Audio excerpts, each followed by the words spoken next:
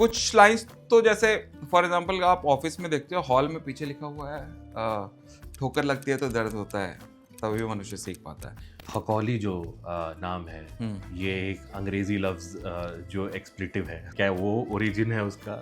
Origin Chandauli कर अब देख रहा है विनोद में कुछ आउटलैंडिश कुछ नहीं है, बट जिस तरीके से वो आता है, जिस पॉइंट पे आता है, वो अचानक से ऑडियंस के दिमाग में घर कर जाती है। सांसद जी का कैरेक्टर आप जो कह रहे हैं, बहुत पिक्यूलियर एक चीज़ दी है कि उनके हाथ में एक मुर्गा है हाँ हाँ और वो उसको स्ट्रोक कर रहे हैं, उसके साथ खेल रहे हैं, हाँ। कॉन्स्टेंटली उनके साथ है। वो एक चॉइस के बारे में एक चीज़ बताइए। बहुत ज़्यादा डीप मीनिंग कुछ ऐसा जो उसमें नहीं है, लाइक उनका पेट है तो हल्का होता है, इजी टू कैरी है। राजा जी एक करे ताराल जरूरत मूरत खूबसूरत हो। Hello and welcome to the comment section. मेरा नाम है अब्बास। आप किसी भी वेब सीरीज़ या फिल्म को पर्दे पे देखते हैं, उससे पहले जो है उनके सारे किरदार, उनके सारे डायलॉग, उनकी सारी सिचुएशंस आती हैं एक लेखक के कलम या टाइपराइटर से। और आज ऐसे ही बहुत प्रसिद्ध लेखक के साथ हम बात करने वाले हैं, जिनका नाम है चंदन कुमार। उन्होंने पंचायत के 4 सीज़न लिखे हैं, हमें बहुत एंटरटेन किया है।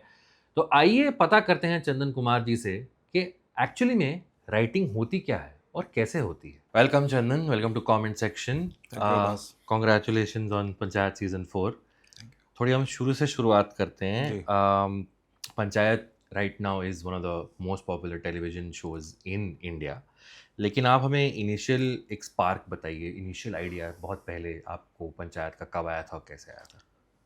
2017। सो मैं ऑलरेडी 2-3 साल से स्केचेस लिख रहा था, 2 साल से 2.5 साल हो गए थे। एंड फिर शो लिखने का टाइम आ गया था, like kind time to graduate. So उस समय सोच ही रहा था कि क्या करना है, क्या लिख सकते हैं, कहाँ पे इंटरेस्ट है, कितना है।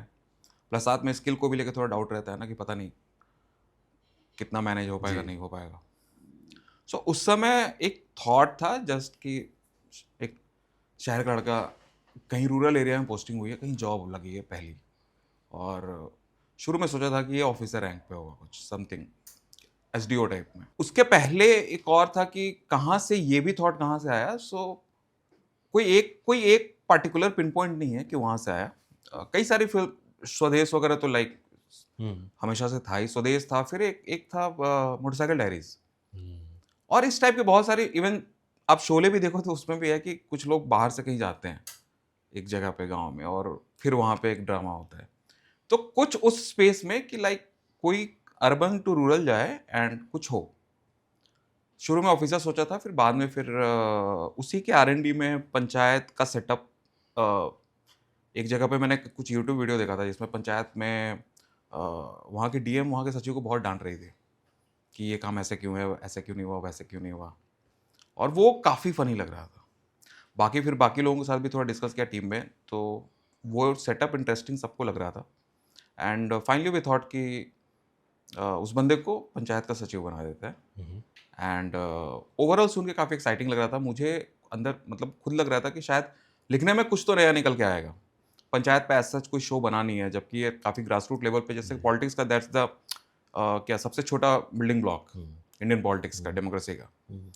सो लगा कि काफ़ी सारी चीज़ें इसमें करी जा सकती हैं, स्कोप काफ़ी है। एंड वहाँ से फिर फाइनली अपने टीम में टीवीएफ में ग्रीन लिट हुआ। एंड और उस समय ऑलरेडी अपने यहाँ चल ही रहा था टीवीएफ में कि लाइक कुछ गांव स्पेसिफिक शो बनाते हैं। सो ओवरऑल कंपनी के एम्बिशन और मैं जो लिखना चाहता था सब एक जगह मिल गया, और फाइनली वी आप बता सकते हैं डिड गांव दैट। स्पेसिफिक बनाने की थॉट कहाँ से आई, या वो एज ए सेंट की स्किल को लेकर थोड़ा डाउट था, तो मुझे लगा कि ऐसी जगह जहाँ पे मैं कुछ, अगर मैं कहीं स्किल में लैक करूँ तो कुछ ऐड भी कर सकूँ। मैं खुद पटना डिस्ट्रिक्ट का रहने वाला हूँ, गांव से आना जाना बगल में ही था, तो थोड़ा बहुत एक जो आइडिया बेसिक लेवल पे है वो था। जी।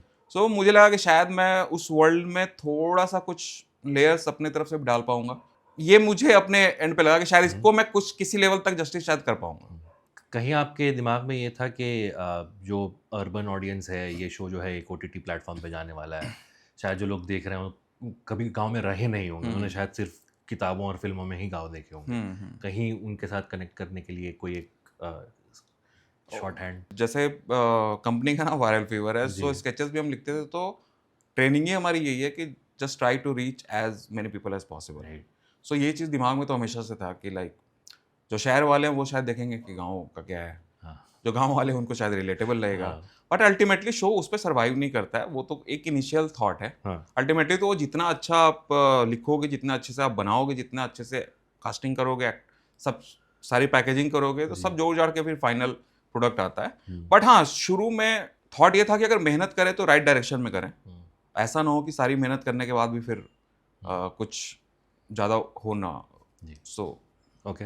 आपने एक इंटरव्यू में कहा था कि entertaining is your primary emotion that you going या जो भी आप लिखते हैं वो पहले एंटरटेनिंग होना चाहिए। जी। पंचायत में हमने देखा कि कई ऐसे भी मोमेंट्स हैं जो बहुत इमोशनल हैं, बहुत बहुत टच करते हैं या आपको, तो वो बैलेंस कैसे मेंटेन किया नहीं, जाए? वो मेरे लिए वो भी एंटरटेनमेंट का ही पार्ट है। लाइक ऐसा नहीं कि मैं उसे कुछ अलग नहीं देखता हूँ। हम्म। मैंने से एंटरटेनमेंट, इसका मतलब ये नहीं कि हर जगह मौज मस्ती मजाक चलते रहे।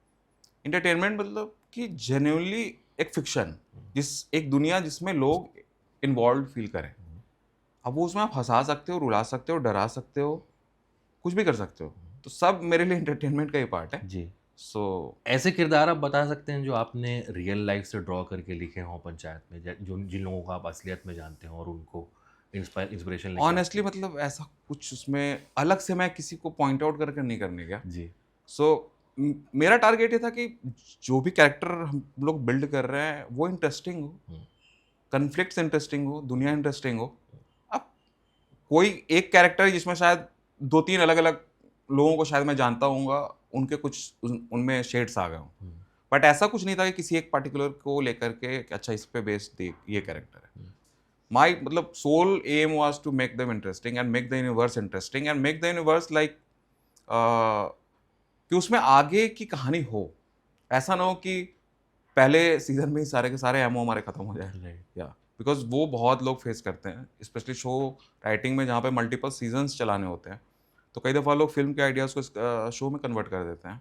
उसकी वजह से होता है कि एक सीज़न पे जाके हॉल्ट हो जाता है, या उसके बाद थोड़ा सा आइडियाज़ की कमी होने लगती है। थैंकफुली इसमें हम लोग का जो शुरू में ही हम लोग ने जो आर्क डिफाइन किया, फॉर एग्जांपल कि पंचायत का इलेक्शन होगा किसी पॉइंट ऑफ टाइम पे, सो वो अभिषेक का कैट का एग्ज़ाम होगा। सो एक सीज़न में वो रैप होने वाला है ही नहीं, और जैसे जैसे फिर हम आगे बढ़ते गए वैसे वैसे लेयर्स और उस यूनिवर्स के बनते गए।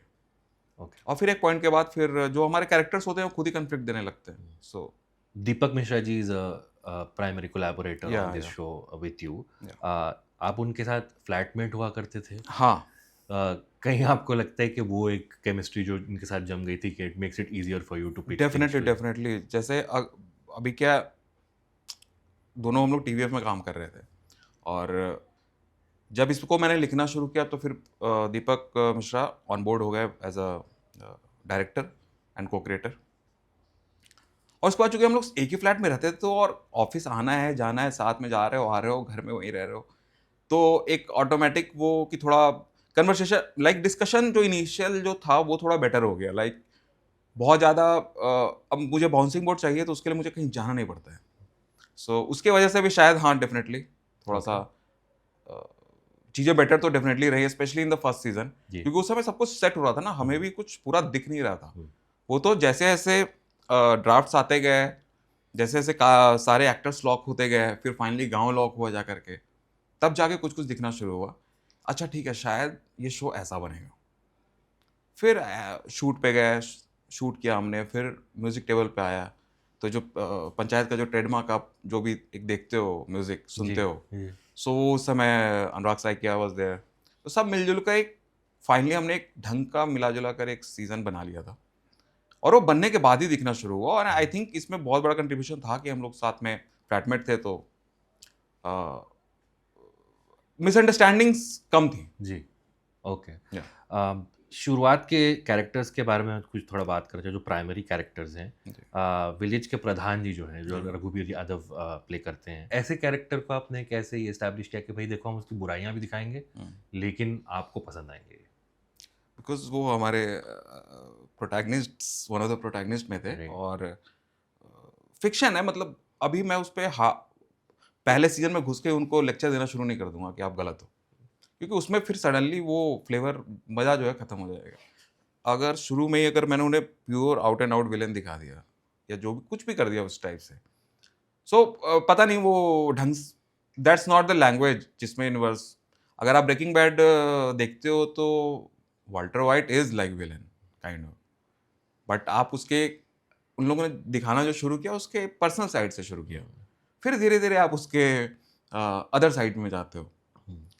सो वो तो एक लैंग्वेज है, आप शो बनाते हो तो अपने आप प्रोटैगनिस्ट को सीधा विलन नहीं दिखा सकते। और उनमें शेड दिख रहा है, सब कुछ दिख रहा है, वो फ्रॉम द गो दिख रहा है कि प्रधान कोई और है, ये बंदा रूल कर रहा है। और उनका खुद का भी साइड है कि अब मंजू देवी अगर नहीं है पॉलिटिक्स में इंटरेस्टेड, वो पहले प्रधान नहीं थी तो अचानक से वो जय जय नहीं करने लगेंगे गांव गांव में घूम के। तो एक कुछ चला आ रहा था और उसी जो पहले से चला आ रहा था उसी में को कंटिन्यू कर रहे हो। और बहुत लोगों के लिए अगर आप जाओगे एक्चुअली ग्रास रूट लेवल पे आप देखोगे, मुखिया हैं, प्रधान हैं, सरपंच हैं, ये इसको लोग बहुत ज़्यादा मतलब ऐसा बुरा नहीं देखते हैं इस चीज़ को, ना वो देखते हैं और ना उनकी वाइफ जो होती हैं, जो प्रधान या सरपंच होती है, ना वो देखती हैं। दूर से वो लगता है एक मोरल हाई ग्राउंड पे आप होते हो कहीं से, तो वहां से शायद वो दिखते हैं कि वो गलत हैं या कुछ ऐसे हैं वैसे हैं। ऑफ कोर्स उसमें कुछ कुछ उनके गलत के शेड्स हैं, बट आउट एंड आउट मतलब विलन भी नहीं हो। पंचायत में हम कई बार देखते हैं कि बैकग्राउंड में कहीं कहीं छोटे छोटे जोक छुपे हुए हैं, जैसे घरों की दीवारों पे कुछ लिखा हुआ है, ऑफिस के बोर्ड पे कुछ लिखा हुआ है। ये ऐसी चीज़ें हैं कि शायद कोई कैजुअल व्यूअर जो है वो नोटिस ना करे, लेकिन जो कीन व्यूअर है वो देख के उस पर हंसेगा। ये पंक्तियां जो होती हैं, लाइनें जो होती हैं, ये आप लिखते हैं, एक टीम है, कैसे उसको नहीं, समझा वो जाता है? कुछ लाइंस तो जैसे फॉर एग्जांपल आप ऑफिस में देखते हो, हॉल में पीछे लिखा हुआ है ठोकर लगती है तो दर्द होता है, तभी मनुष्य सीख पाता है।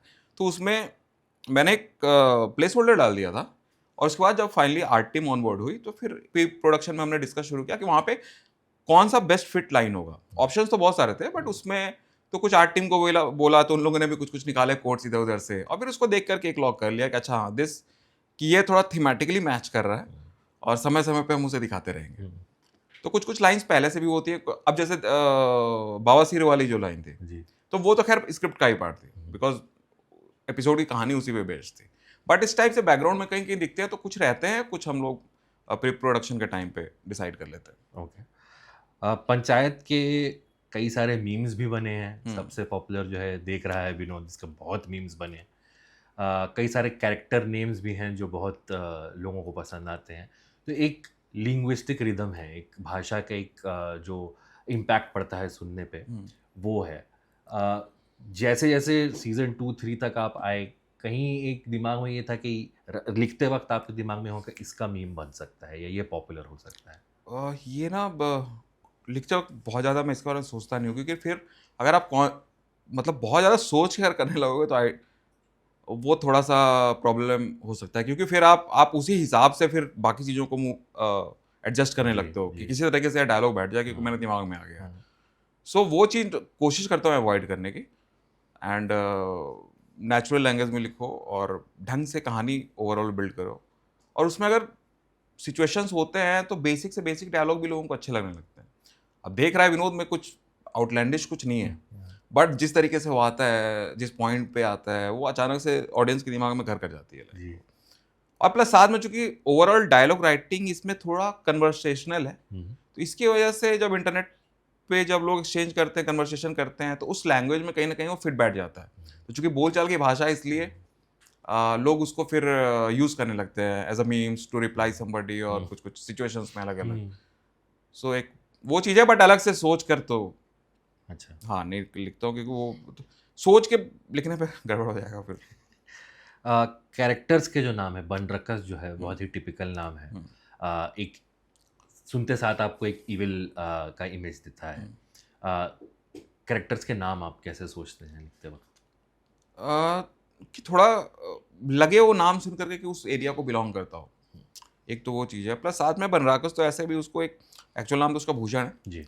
बनराकस एक दिया था जस्ट टू लाइक एक निकनेम टाइप, कि just to make the character interesting, और उसको समराइज कर देता है, उसको देख के लगता है कि शायद ये बंदा होगा बनराकस। उसके अलावा ऐसा कुछ उसमें क्राइटेरिया अलग से नहीं है, क्राइटेरिया सिर्फ एक ही है कि सुन के लगे कि अच्छा हाँ उस दुनिया को बिलोंग करता होगा। ओके। और आप एक्टर्स के लिए लिखते हैं, जैसे रघुवीर जी के कैरेक्टर प्ले करते हैं, नीना गुप्ता जी एक कैरेक्टर प्ले कर रही हैं, जी। तो पंक्तियां लिखते वक्त कि ये उनकी आवाज़ में कैसा साउंड करेगा या वो इसको क्या ऐड करेंगे, उसका कितना इम्पैक्ट? डेफिनेटली वो पहले सीजन में चूंकि कास्टिंग राइटिंग की बात हुई थी, बट एक बार जब वो कास्ट मतलब एक बार परफॉर्मेंस आ गया सीजन 1 में, तो मेरे लिए भी थोड़ा सा ना कि सारे कैरेक्टर्स को ऐसा लगा कि शायद मैं ज़्यादा जान गया थोड़ा, क्योंकि अब सामने फेस है, उनकी डायलॉग डिलीवरी का स्टाइल पता है, तो डेफिनेटली थोड़ा हेल्प करता है कि सेकंड सीजन से जब मैं लिखना शुरू किया तो थोड़ा सा मुझे पता है कि रघुवीर सर कैसे लेंगे, यानी मैम कैसे लेंगे, डायरेक्टर मतलब कैसे डायलॉग लेंगी, तो उस हिसाब से थोड़ा सा थॉट तो आ ही जाता है। तो सेकंड सीजन से आई थिंक थोड़ा बेटर लिख पाया उसमें। पंचायत की एक चीज़ मुझे बहुत ख़ास लगती है कि शुरुआत में जो कैरेक्टर्स आपको लगता है बैकग्राउंड कैरेक्टर्स हैं, जैसे जी। जैसे शो आगे बढ़ता है कि फिर वो उनके बैक स्टोरीज आती जाती हैं।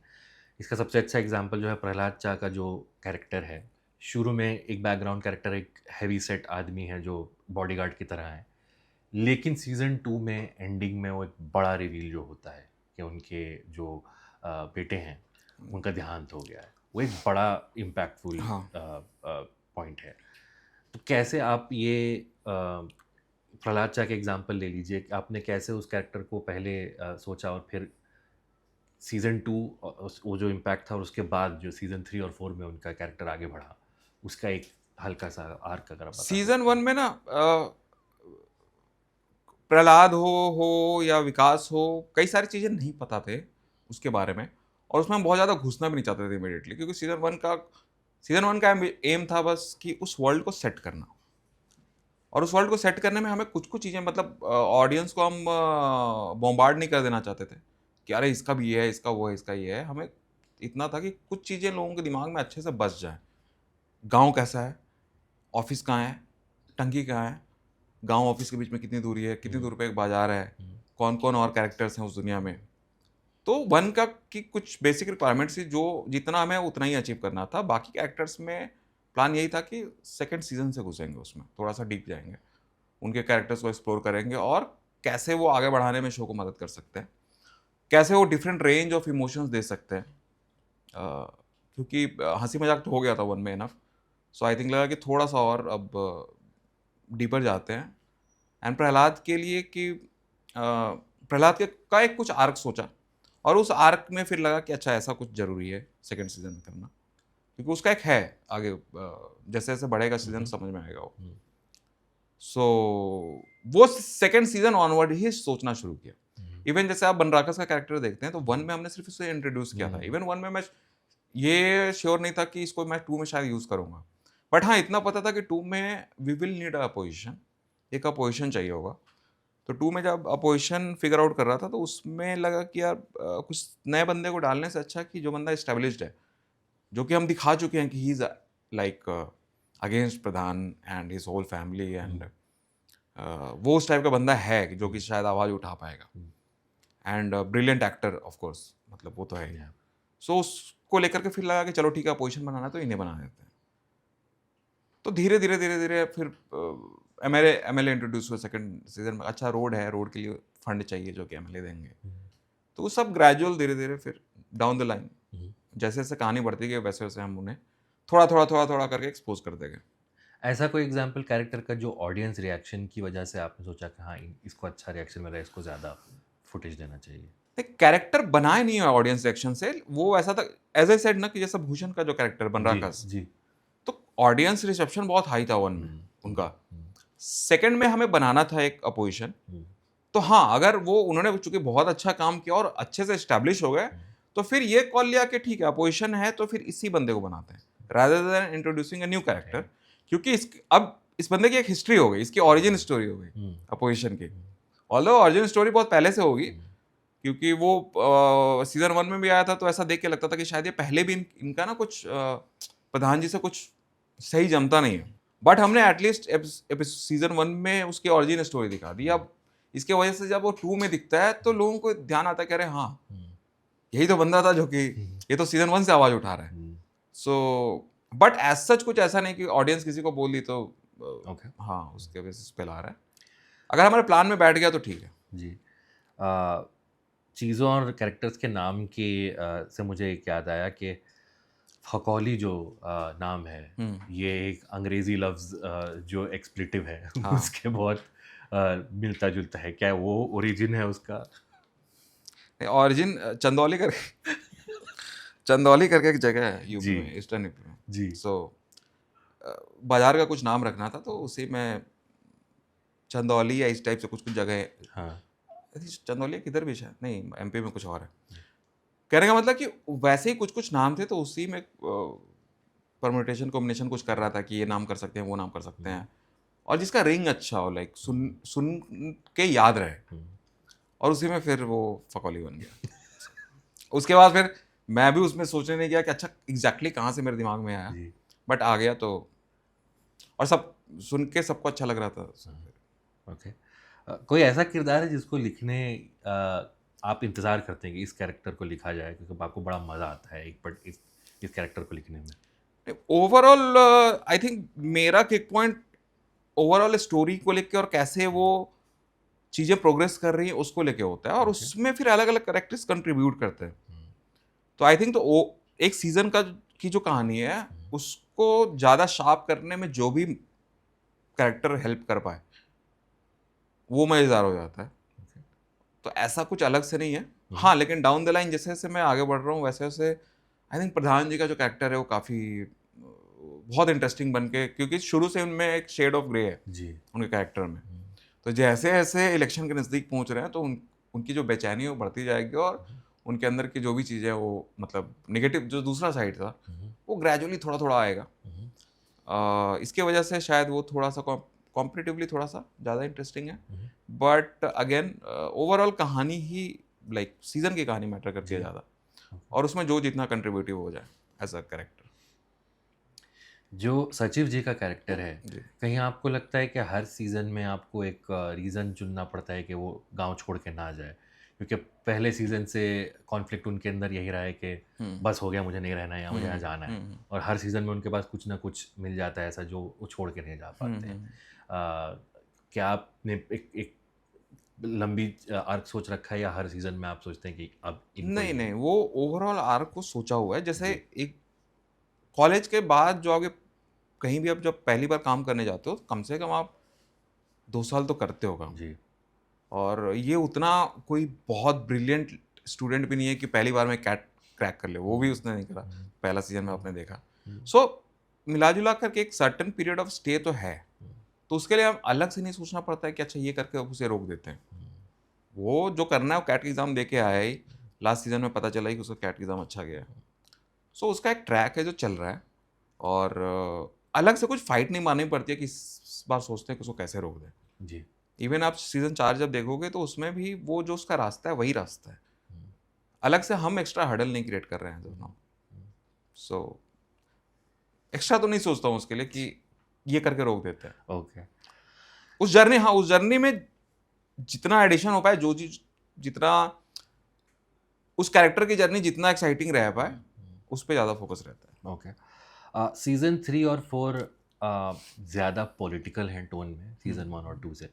आप और बड़े पॉलिटिकल कैरेक्टर्स को भी इंट्रोड्यूस करते हैं। आपको लगता है गांव में जो पॉलिटिक्स है वो लोगों की ज़िंदगी में ज़्यादा इन्वॉल्व है कंपेयर टू जो शहर की ज़िंदगी है? आज के समय में तो मुझे लगता है कि सब जगह बराबर ही लोग इन्वॉल्व हैं, क्योंकि सबके हाथ में मोबाइल है तो एवरीबडी, सबको पता है, सबको इंटरेस्ट लेना है। सब कम ज़्यादा हो सकता है बट इंटरेस्ट सब लोग ले रहे हैं। न्यूज़ आप खोलते तो न्यूज़ में कंटिन्यूसली वही चल रहा होता है। आप सोशल मीडिया पे जाओ तो जो लोग पर्सनल जो चीज़ें होते हैं जो शेयर करते हैं उसके अलावा आप देखोगे तो politics is a big part of the conversation and the show. और शो का नाम पंचायत है, तो शो पंचायत के इर्द गिर्द ही है। सो पॉलिटिक्स उसका पार्ट है ही बाय डिफॉल्ट। सो उससे हम लोग शाये हुए नहीं करते हैं कि लाइक अच्छा नहीं ये ज़्यादा थोड़ा हो रहा है पॉलिटिकल तो इसको अवॉइड कर लेते हैं। नहीं, क्योंकि हम लोग शुरू से ही उसी डायरेक्शन में बढ़ रहे हैं। तो अगर शुरू में हमने जो कमिट किया या अपने दिमाग में जो कमिट कर रखा है उसको उसके साथ ज़्यादा छेड़खानी नहीं करते हैं कि अगर ढंग से होगा, ढंग से चीज़ें एग्जीक्यूट होंगी, बनेंगी, लिखी जाएंगी तो लोग I think people will buy, क्योंकि ऐसा नहीं कि हम लोगों को सरप्राइज दे दिया जी। कि अच्छा अचानक 4 में पॉलिटिक्स आ गया, नहीं, वो 1 से ही चालू है। द मोमेंट अभिषेक गांव में घुसता है, वहाँ पे जब उसे पता चलता है कि प्रधान जी प्रधानपति है, एक्चुअल प्रधान कोई और है, वहीं से शुरू है पॉलिटिक्स।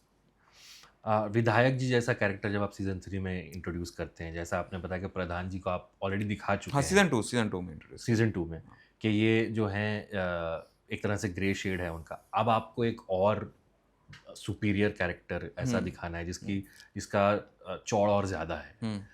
वो आप कैसे मैप आउट करते हैं कि आप इससे क्या ऐसा करवाएं कि अब आपको, अब तक जो आपके पास किरदार आपने देखे थे वो आपको इनसे इंफीरियर लगे या कम लगे? जैसे प्रधान जी, जैसे प्रधान जी का थोड़ा शेड ग्रे है जी। कैरेक्टराइजेशन वाइज, वैसे ही विधायक का भी है, जस्ट उसका स्केल डिफरेंट है। एंड सबके ऊपर कोई ना कोई बॉस होता ही है।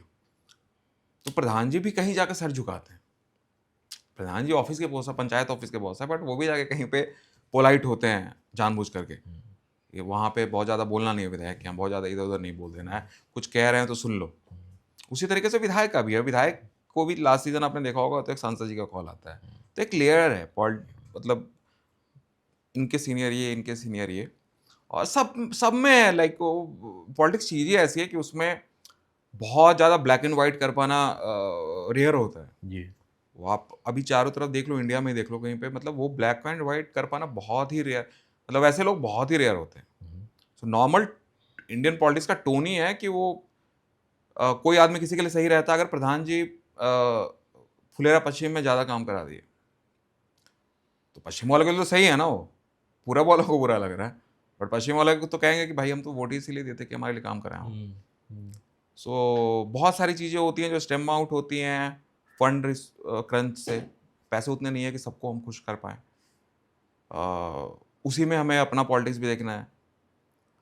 सबको खुश करने के चक्कर में ऐसा ना हो कि फिर कोई भी खुश ना हो, वो वाली चीज़ें भी होती हैं। जी। सब तरफ से फिर गालियाँ न पड़ने लगे। हाँ। तो एज अ पॉलिटिशियन सब चीज़ का ध्यान रखना होता है। वो विधायक भी करता है, प्रधान जी भी करते हैं, सांसद जी भी करते हैं। हाँ, अब यहाँ पे फिर आती है बात एक दूसरा ईगो की बात। तो वो ईगो जैसे जैसे पोजीशन बढ़ते जाता है, ईगो और बड़ा होते जाता है। सो प्रधान जी से ज़्यादा ईगो विधायक का है, और विधायक से भी बड़ा ईगो सांसद जी के पास शायद है, ऑल्दो वो थोड़ा सोफिस्टिकेटेड वाले स्पेस में जा चुके हैं। तो वो सड़क पे हुड़दंग नहीं करेंगे, वो जाके बंदूक लेके कहीं गांव में घुस नहीं जाएंगे। तो थोड़ा एक वो डिफर हो जाता है। तो सब में है शेड्स ऑफ ग्रे, बट सबका अलग अलग रीज़न है, सबका अपना अपना रीज़न है। जी।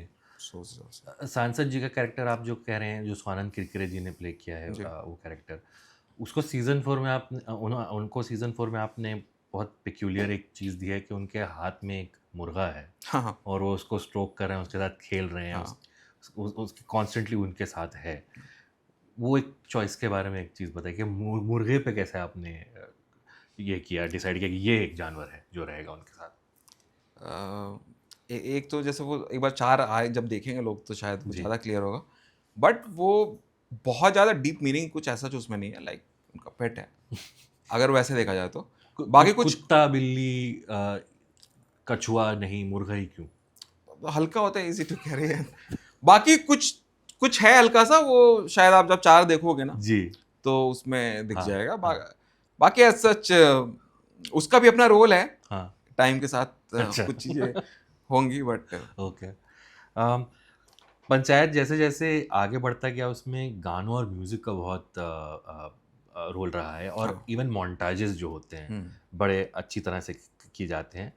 जब आप लिख रहे होते हैं मोन्टाजेस या गानों की बात कर लेते हैं, कैसे वो प्रोसेस होता है? क्या आपको पता होता है, आप वहाँ लिखते हैं कि हाँ गाना आना चाहिए, लिरिक्स राइटर के साथ आपके साथ आपकी बातचीत होती है कि हाँ गाना लिखना चाहिए, कैसे वो प्रोसेस होता देखिए जो भी नए गाने आपको दिखते हैं ना है? जी। तो वो अब जैसे नाच वाला जो एक एपिसोड था जिसमें डांस था, वो स्टेज पे हो रहा होता है, तो अब वहाँ पे पूरा सीन लिखा हुआ है और उसमें लिखा हुआ है कि एक गाना प्ले आउट हो रहा है। अब वहाँ पे हमें कुछ नया गाना फिगर आउट करना है। मोन्टाज है तो मोन्टाज लिखा होता है, वहाँ पे गाना लिखा होता है कि अच्छा ठीक है यहाँ पे गाने का स्कोप है। एग्जैक्टली कौन सा गाना कैसे आएगा वो तो हम लोग फाइनल एडिट टेबल पे कॉल लेते हैं कि वहाँ पे एक्चुअली वर्बल जैसे गानों की जरूरत है भी या सिर्फ म्यूजिक पे निकल जाएगा। तो कुछ कुछ जगह जहाँ पे लगता है कि वैसा एक्शन वैसा लिखा हुआ है कि दिस कि मोन्टाजिश लग रहा है, तो या वहाँ का मूड पता है कि अच्छा ठीक है यहाँ पे कुछ सैड सिचुएशन है, तो वहाँ पे गाने का एटलीस्ट प्लेस होल्डर तो एक डाल ही देते हैं कि यहाँ पे हाँ यहाँ पे कुछ चाहिए। एक आध बार का भी होता है कि वो पहले से ही पता होता है कि क्या गाना यूज़ करने वाला है, जैसे राजा जी जो था, जी। तो Raja ji was like part of the script कि ये यही गाना यूज़ कर रहे हैं, क्योंकि वो गाना पहले से एग्जिस्ट करता था, सुन रखा था मैंने यूट्यूब पे। और बाद में फिर मतलब लिखते वक्त मैंने और दीपक मिश्रा ने हम लोगों ने डिस्कस किया कि अच्छा ये कितना फिट बैठ रहा है, और जो हमें लगा कि यार नहीं ये बैठ तो जाएगा वो प्रहलाद वाले मोमेंट पे, और जब वहाँ से एमएलए पे हम कट करते हैं तो सिचुएशनली वो बहुत एप्ट फिट बैठ रहा था। तो फॉर एग्जांपल वो गाना था तो वो स्क्रिप्ट का पार्ट था। बाद में फिर हमने उसको कैसे बनाना है उसके लिए मनोज तिवारी जी को कांटेक्ट किया और करके हमने बना के उसे यूज़ किया। बट उसके अलावा मोस्ट ऑफ द गाने मतलब सिचुएशंस लिखे होते हैं कि अच्छा हाँ यहाँ गाने का स्कोप है, और वो फाइनल कॉल हम लोग एडिट पे ले लेते हैं कि यहाँ पे म्यूजिक चाहिए, ओके। गाना चाहिए। एक पंचायत की बहुत अच्छी बात मुझे लगती है कि सीज़न फिनालेस जो होते हैं वो एक बड़ा अच्छा एग्जाम्पल है कि आप उस सीज़न का आर्क क्लोज कर रहे हैं और आप एक थोड़ा सा एक टीज़र दे देते हैं कि नेक्स्ट सीज़न क्या हो सकता हाँ। है। आ, कैसे वो आप मेक श्योर करते हैं कि ये दोनों चीज़ें साथ साथ हो जाएं कि आपके दिल में वो भी हो कि आगे देखना है क्या होना है, पर ये भी लगे कि भाई कहानी पूरी समाप्त हो हाँ गई। कि सीजन एक तो ध्यान रखना पड़ता है कि सीजन में एक लेवल ऑफ कहानी पूरी होनी चाहिए, जी। और चूंकि ऑनगोइंग कहानी है, like we are gradually moving towards election, तो हमें आगे के लिए भी ऑफ कोर्स बहुत सारे ओपन थ्रेड्स रहते हैं, तो आप कुछ एक इम्पॉर्टेंट छोड़ते हैं जिसमें कि लोगों को एक्साइटमेंट बना रहे कि अच्छा ठीक है आगे इस टाइप की चीज़ें होने वाली हैं। जैसे हमने पिछले सीजन में डाला कि आगे इलेक्शन होने वाला है, अभिषेक का एग्जाम कैसा गया एग्जाम वो सब हमने क्लियर कर दिया। वहाँ पे जो भी हमने 3 में जो भी बिल्डअप लिया उसको एक कंक्लूड कर दिया एक लेवल पे। उस बिल्डअप में हमने ये नहीं छोड़ दिया कि अच्छा प्रधान जी को गोली लगी तो मरे या बच गए ये अगले सीजन में पता चलेगा, वो हमने नहीं किया। वो हम उसी में लास्ट में हमने दिखा दिया कि गोली लगी है बट वो सेफ है। सो ध्यान रखते हैं कि एक जो कहानी चल रही है वो एटलीस्ट कंप्लीट हो जाए, उसमें ऐसा ना लगे लोगों को कि अरे अधूरा छूट गया। एक लेवल ऑफ फुलफिलमेंट लोगों को होना चाहिए, तो सबसे प्राइमरी तो वही रहता है। और बाकी जो एक लार्जर आर्क है अक्रॉस सीजन्स, उसमें हम लोग देखते हैं कि कहाँ पे किस पॉइंट पे कितना छोड़ना है। फॉर एग्जांपल सीजन 2 के लास्ट में हमने देखा कि अच्छा ठीक है प्रहलाद के साथ कुछ ऐसा हुआ है, आगे वो कैसे डील करता है उस चीज़ से वो हम चलो नेक्स्ट सीजन में डील करेंगे, क्योंकि उसको इमीडिएटली हमें वहाँ डील कराने की कोई ज़रूरत नहीं है, क्योंकि एक लेवल ऑफ कहानी कंप्लीट हो चुकी है। तो ये ध्यान रखते हैं बस। सीज़न 4 पे आते हैं। सीज़न 4 में क्रांति देवी और मंजू देवी जो हैं वो हेड टू हेड जा रहे हैं, और ये सीज़न जो है वो ऑल आउट पॉलिटिकल है, से यहाँ इलेक्शन हो ही रहा है। आपने कैसे उसको देखा? एक बड़ा अच्छा मोन्टाज सीक्वेंस भी है सीज़न फिनाले में सीज़न 4 के इलेक्शन की जो अफरा तफरी होती है उसको एक बहुत बड़ा अच्छा तरीके से दिखाया गया है। कैसे आपने फुलेरा का इलेक्शन जब आपने इमेजिन किया था तो क्या आपके दिमाग में आया था? फुलेरा इलेक्शन में कि एक तो पंचायत लेवल ऑफ इलेक्शन है, तो कुछ ऐसा नहीं कि बहुत बड़ी बड़ी रैलियां हो रही हैं, तो वहीं के इनके हमारे कैरेक्टर्स इस्टेब्लिश्ड हैं, 2 कैंप्स इस्टेब्लिश्ड हैं। भूषण हो गया इधर, ब्रिजभूषण जी हो गया उधर भूषण जी हो गए। अब ये इनकी आपस की डायनेमिक्स हम ऑलरेडी इस्टेब्लिश कर रखे हैं 3 में। क्या इनके अंदर क्या आपस में इनकी सिचुएशन हुई कि कैसे भूषण वहाँ पे अपने आप को इस्टेब्लिश करना चाहता है, तो हाउ ही इज़ लाइक विधायक का हेल्प ले रहा है। तो हमारे पास ऑलरेडी चीज़ें हैं करने के लिए 4 में, कि अब यही सब चीज़ें इलेक्शन में प्ले आउट होती हैं। घोड़ा आ गया है, ये है, वो है, प्रधान जी को एक गोली लगी है। तो आप इलेक्शन में जब भी, चाहे नॉर्मल लाइफ में भी आप देख लो, इलेक्शन कहीं होता है तो ज़्यादातर लोग इलेक्शन में क्या बातें करते हैं कि तुमने ऐसा किया, नहीं तुमने ऐसा किया अभी तक, राइट। तो कोशिश वही थी कि इस चीज़ को अचीव करना है कि दोनों के पास एक दूसरे पे को ब्लेम करने के लिए कुछ चीज़ें होनी चाहिए, नहीं तो फिर वो क्या वो लाइक आपस में फिर वो बैटल उतना मजेदार होगा नहीं। सो अभी तक हमने जो भी पहले 3 सीजन में कराया है उसी चीज़ों को यूज़ करके हमने एक 4 में एक ओवरऑल पॉलिटिक्स का जो अप्स एंड डाउन्स हैं एन इलेक्शन वो सेट किया है। और थोड़ा बहुत कुछ चीज़ें जो हैं लाइक जो पंचायत लेवल इलेक्शन में होती हैं हल्की फुल्की चीज़ें वो सब हैं, और बाकी फिर कैरेक्टर के अपने जो डायनेमिक्स हैं एक दूसरे के खिलाफ। कोई रियल लाइफ हेडलाइन जो आपने पढ़ी हो और सोचा हो कि इसको इनकॉर्पोरेट कर सकते हैं? इलेक्शन में जी। नहीं नहीं ऐसा कुछ नहीं। अच्छा। अब वो एज ए सेड ना कि एक पॉइंट के बाद कैरेक्टर और उनके कन्फ्लिक्ट ना खुद ही आपको आगे की चीजें प्लॉट देने लगते हैं, आगे कन्फ्लिक्ट्स देने लगते हैं। सो थर्ड सीजन का पूरा पॉइंट ही वही था, कराने के लिए तो हम थर्ड में भी इलेक्शन करा सकते थे, जी। पर द थर्ड सीजन का पॉइंट ही वही था कि वो इलेक्शन में घुसने के पहले जो एक बिल्डअप होता है और उस चीज का यूज, इस चीज के जो जो जो जो चीजें आपने देखी हैं 3 में, उसका यूज होगा 4 में। तो 3 सीजन का पूरा पॉइंट ही वही था।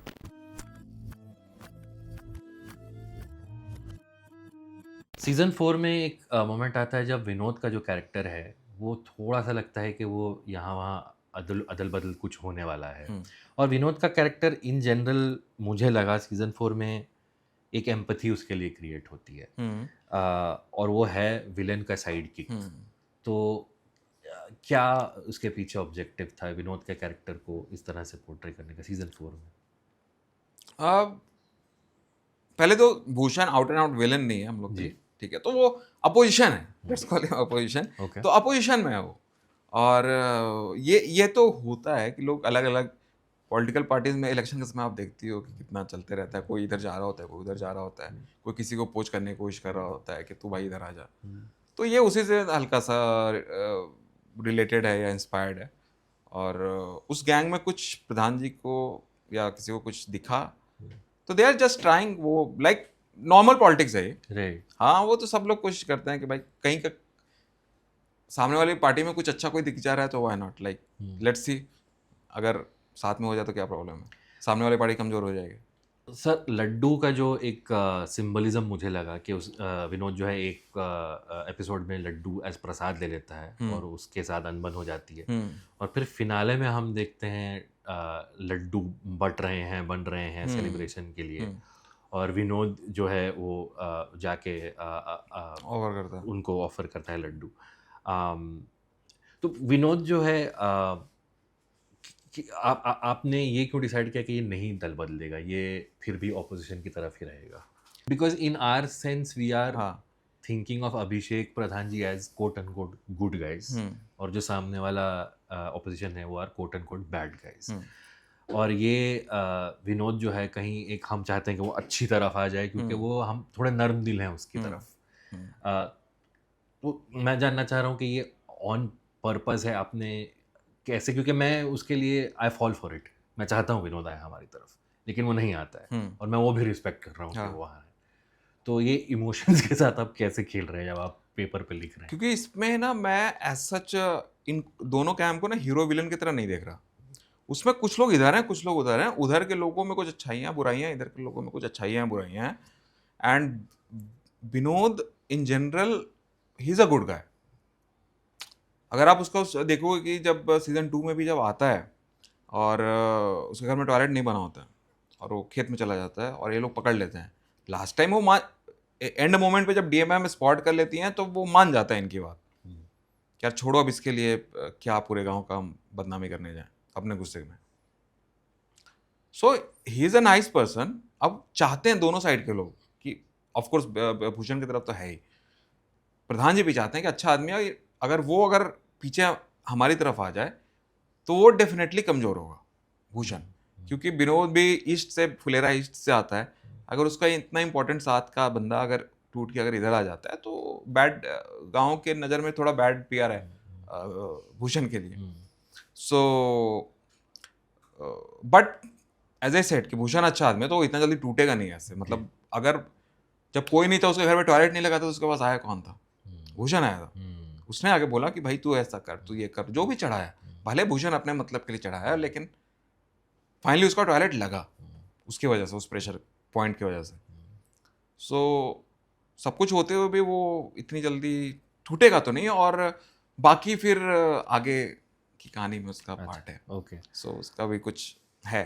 सीजन 4 के फिनाले की बात मैं करना चाहता हूँ। इलेक्शन रिजल्ट आ जाते हैं जी, और प्रधान जी और अभिषेक जी की जो टीम है वो नहीं जीतती है, ऑपोजिशन है वो जीत जाते हैं। ये एक तो आपने कैसे डिसाइड किया कि ये रिजल्ट दिया जाएगा, और कहीं आपके दिमाग में ये था कि इस एंडिंग से ऑडियंस जो है थोड़ा अपसेट हो जाएगी या डाउनर एंडिंग है? अपसेट मुझे लग रहा था कि अगर हम एनफ रीजंस रखें, हराने के पहले जो लास्ट मोमेंट जो खबर आती है, उसके पहले जब मतलब जो भी चीज़ दिखाएं तो उसमें पब्लिक को, व्यूअर्स को कुछ ना कुछ दिखना चाहिए कि ओके हार गए हैं तो हाँ वी नो द रीज़न क्यों हारे हैं। अगर हम उन्हें रीज़न ये दे देते हैं, लोगों को पता है कि वो क्यों हारे हैं, लोग भी उस लॉजिक को समझ रहे हैं, तो हमें लग रहा था कि अगर वो उस लॉजिक को बाई कर लेंगे देन आई डोंट थिंक लोगों को उतना मे बी बुरा लगेगा उनके हारने के लिए, बट मे बी प्रधान जी शायद ठीक है, काफ़ी टाइम से सत्ता में थे तो थोड़ा सा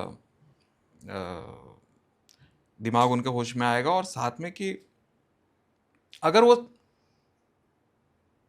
हम लोग आउट ऑफ द ब्लू कर देते बिना, जैसे अगर आप उसके पिछले सीजन एपिसोड में जब आपने देखा होगा जो ड्रामावाज एपिसोड जो है जिसमें वो लोग ज्वालापुर जाते हैं, सो थोड़ा सा ध्यान से आप देखो तो वो प्रधान अपने ईगो के चक्कर में कर रहे हैं। वो ऑप्शन तो भूषण दे ही रहा था कि मैं जा करके मिस्त्री ले आता हूँ बिना किसी झगड़े झंझट के, लेकिन प्रधान जी जानबूझ के कि नहीं मिस्त्री आएगा तो मैं ही लाऊंगा, तो प्रधान जी ने अपने ईगो को पहले रखा रादर देन की शांति से निपट जाएगा, एंड वो चीज़ उनके लिए बैकफायर करती है मेजर। और उसके पहले की जो चीज़ें हो रखी हैं कुछ कुछ चीज़ें तो हैं ही। सो हम लोग का इंटेंशन ये था कि जब लास्ट में जब हारे हैं तो पब्लिक को वो लॉजिक दिखना चाहिए, लोगों को आउट ऑफ द ब्लू नहीं लगना चाहिए कि अच्छा इनका मन किया तो हरा दिया। Chandan, thank you so much. आपने बहुत सारी Thank you, boss. जो कंसेप्शंस मिसकंसेप्शंस है राइटर्स के बारे में वो आपने क्लियर किया। Congrats once again on Panchayat season 4। Hi, I'm Chandan Kumar, writer of Panchayat. Please like this video and subscribe to the comment section.